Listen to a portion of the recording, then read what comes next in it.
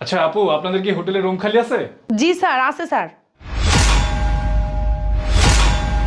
তো sir room কিসের জন্য? আমি কিছুক্ষণ সময় কাটাবো, এর জন্য রুমটা লাগবে। হ্যাঁ ম্যাম, আছে, রুম আছে। তো ম্যাম আপনাকে একটা কথা জিজ্ঞেস করতে পারি? জি বলুন। তো ম্যাম উনি আপনার কি হয়? আপনি এত কথা বলতেছেন কেন? যদি রুম খালি থাকে তাহলে রুমের চাবি দিয়ে দেন, আমরা চলে যাই।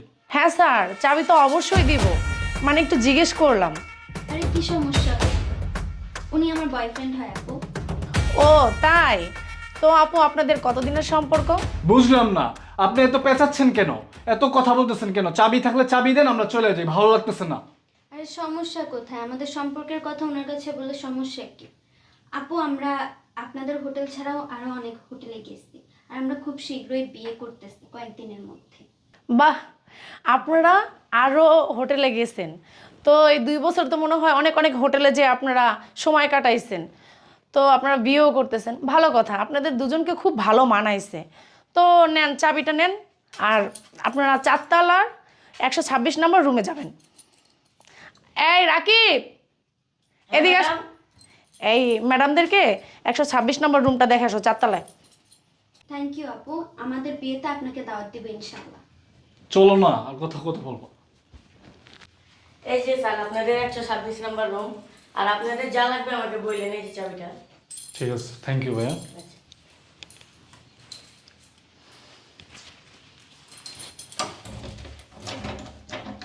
চাবি কোনটা দিচ্ছে? এটা মনে হয় সম্ভবত।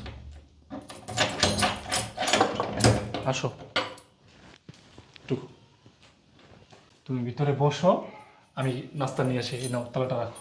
আচ্ছা ঠিক আছে। আমি নাস্তা নিয়ে আসি দোকান থেকে। হ্যালো আব্বু। আব্বু, তোমার কথা না শুই না আমি জীবনে কত বড় ভুল করছি আমি আজকে বুঝতে পারতেছি আব্বু। না আব্বু, না, এমন কিছু হয় নাই আব্বু।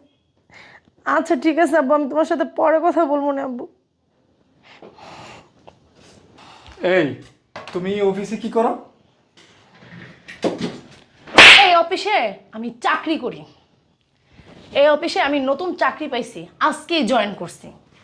আজকে যদি জয়েন না করতাম, তোর মতো বেইমানের চেহারাটা আমি দেখতে পারতাম না। তুই যে কি বেইমান আর কি স্বার্থপর সেটা আমি বুঝতে পারতাম না যদি আজকে জয়েন না করতাম এই অফিসে। তো কেন আসলি? তোর এত সুন্দর গার্লফ্রেন্ড থুয়া এই অফিসে চাকরি নেওয়া লাগলো তোমার? কি হয়েছে? এই অফিসে যদি চাকরি না করতাম না, তোর মতো বেইমানকে ধরতে পারতাম না।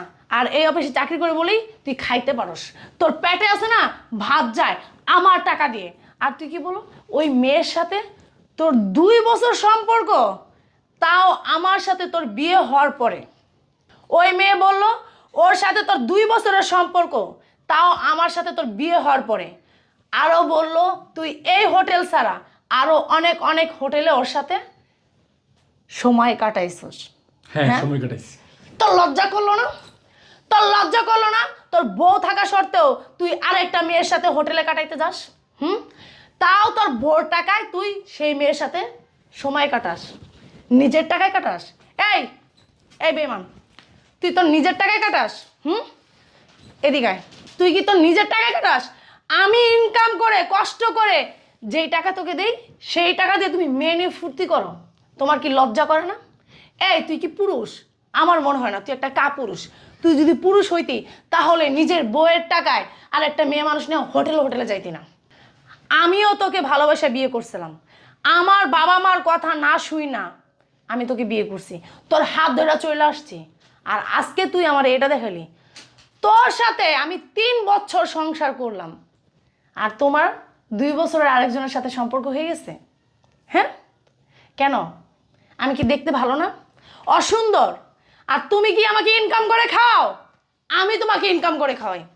আর তুমি যদি আমাকে ইনকাম করে খাওয়াইতা তাহলে আমাকে দূর দূর করে কবেই তাড়াই দিতাম। আর আমি খাওয়াই দেখা আজকে তুমি হোটেলে হোটেলে মেয়ে মানুষ নিয়ে থাকো। আরে সেই মেয়েদের বান্দিদাসী রাখতা আমাকে, তাদের সেবা করার জন্য, তোমার সেবা করার জন্য। কেন এখন যে আমি ইনকাম করে খাওয়াই তার জন্য মেয়ে নিয়ে তুমি হোটেলে আসো, বাড়িতে যাইতে পারো না? তোর মতো স্বামীর সাথে না আমি সংসার করব না। তোর মতো ছেলের সাথে, যে ছেলের মন নাকি পরিষ্কার না, যে ছেলের নাকি নষ্ট একটা মন আছে, ভালো একটা মন নাই, যে একটা নারীতে আসক্ত না, সে হাজার নারী আসক্ত, সেই সব পুরুষের সাথে না আমি সংসার করি না। তোর ডিভোর্স লেটার তুই ঠিক মতো পেয়ে যাবি, সময় মতো পেয়ে যাবি।